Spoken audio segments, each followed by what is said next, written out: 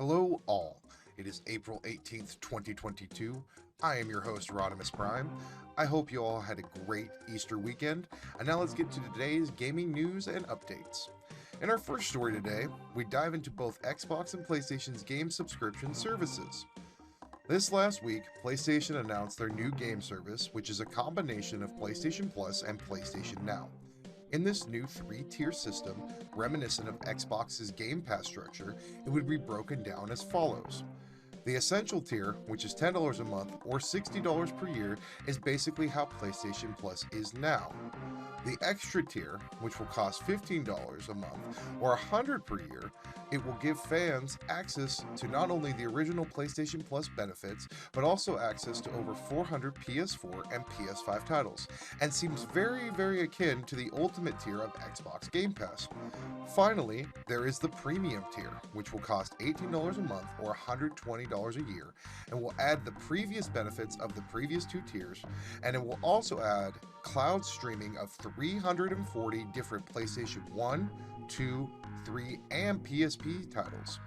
These new changes go into effect in June and will be PlayStation's structure going forward. Not to be outdone, Xbox recently announced a brand new family plan for Xbox Game Pass that could see up to 5 people using one Game Pass subscription, kind of like what Netflix does today. With these new subscription service changes coming to the two biggest console gaming companies on the planet, do you think this shift to get people to join these services at a reduced fee will overall reduce the quality of video games going forward? Let me know in the comments down below what your guys' thoughts are on the matter. Staying in the world of business today, guys, we're going to go into our second story, which we discuss the possibility of business advertisements being placed into video games. BusinessInsider.net recently reported that Microsoft wants to work with ad tech companies to create a system that will allow brands and advertisers to buy and place advertisements in free-to-play games. As it stands right now, we already have ads on the Xbox and PlayStation's dashboards respectively. And as much as I would love to see an advertisement for Pizza Hut while fragging out in Apex Legends, the fact remains that slowly but surely, gaming is no longer about a casual pastime and is now more than ever about gaining a profit. We see it in every medium, whether it be sports, or kid shows, or now in games. So I ask, when is too much too much?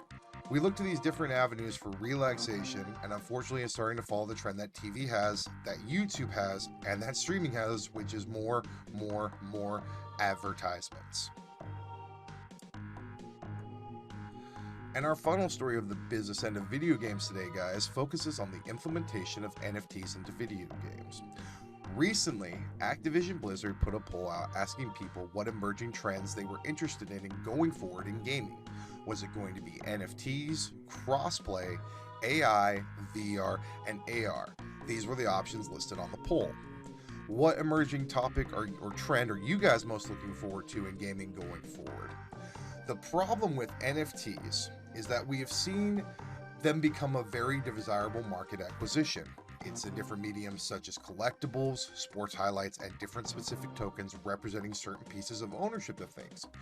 With that being said, we have been through the age of loot boxes, and as we know, loot boxes were making billions of dollars and are still in some capacity making billions of dollars today.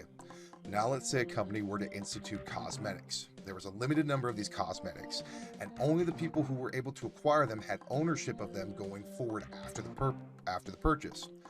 The problem with that idea is there's no market currently to regulate the buying and selling of these cosmetics. So it would essentially be like trusting and having to have trust in the seller, and it could be cutthroat tactics where you lose your money and they go off and they try to sell it to somebody else and the trend continues.